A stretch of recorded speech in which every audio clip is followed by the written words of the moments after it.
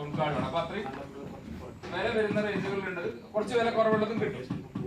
അപ്പൊ ഇത് ചെയ്താൽ ഉപകാരം എന്താണെന്ന് വെച്ച് കഴിഞ്ഞാൽ നമുക്ക് രണ്ടും ചെയ്യാതെ ചെയ്തിട്ട് നമുക്ക് നോക്കാം. ഇവിടെ ഓഡിയോ സെറ്റപ്പ് എന്നൊരു ഓപ്ഷൻ ഉണ്ട്. അതിൽ റെക്കോർഡിംഗ് ഡിവൈസ് നമുക്ക് സെലക്ട് ചെയ്യാം. ഇവിടെ USB ഓഡിയോ ആണ്. ഇപ്പൊ ഇത് USB ഓഡിയോ ആണ് കണക്ട് ചെയ്തിട്ടുള്ളത്.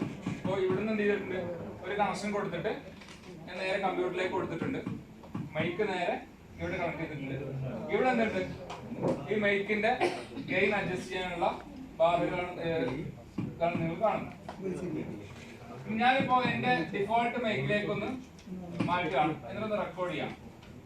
ഇപ്പൊ ഞാൻ റെക്കോർഡ് ചെയ്യുന്നത് എന്റെ ഇപ്പൊ ഇതിൽ തട്ടുന്നുണ്ട്, ഈ തട്ടുന്ന അവിടെ വരുന്നില്ല. അപ്പൊ അതിനർത്ഥം എന്റെ ശബ്ദം ഇപ്പൊ ക്യാപ്ചർ ചെയ്യുന്നത് ലാപ്ടോപ്പിന്റെ മൈക്ക് ഉപയോഗിച്ചിട്ടാണ്. കാരണം ഞാൻ ലാപ്ടോപ്പിന്റെ അടുത്ത് പോകുന്നതോറും അതിന്റെ ഇത് കൂടി വരുന്നത് കാണാം.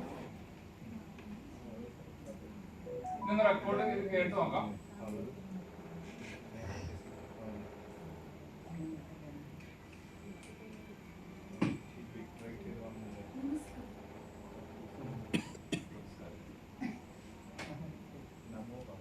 തട്ടുന്നുണ്ട്, ഈ തട്ടുന്ന അവിടെ വരുന്നില്ല.